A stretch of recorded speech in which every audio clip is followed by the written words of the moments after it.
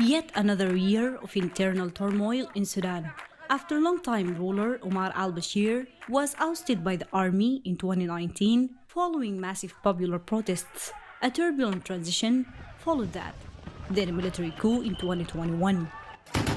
They set the stage for the outbreak of violence between rival factions of the army earlier this year, with the capital Khartoum the primary battleground. The war that broke out in April has left 10,000 people dead and over 6 million people internally displaced or seeking refuge in neighboring countries. Peace talks appear to be deadlocked, with no resolution in sight. The conflict quickly spread to other parts of the country.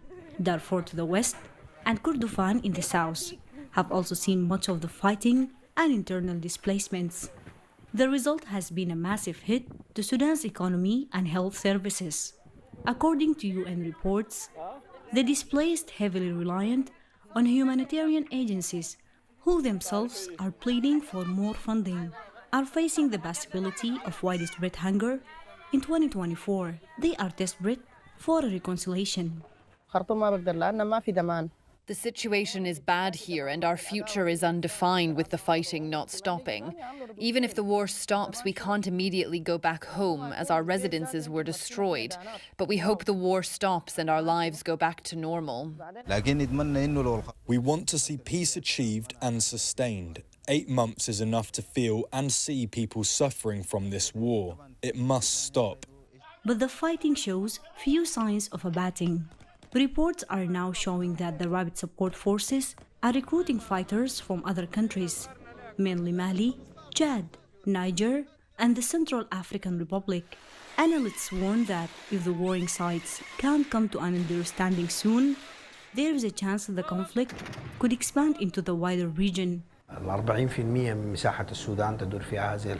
The conflict covers 40% of the areas in Sudan. The number of victims as well as the displaced will increase with the conflict's extension. The war in Sudan should extend to neighbouring countries if it's not contained soon. The Intergovernmental Authority on the Development, or IGAD, which has been taking a lead in the flagging peace process, had sounded the possibility of face-to-face talks between the two sides before the end of the year. Both sides will likely set tough preconditions for such talks.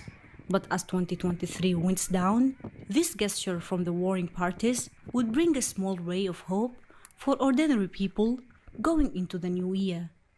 Naba Muhiddin, CGTN, for Sudan.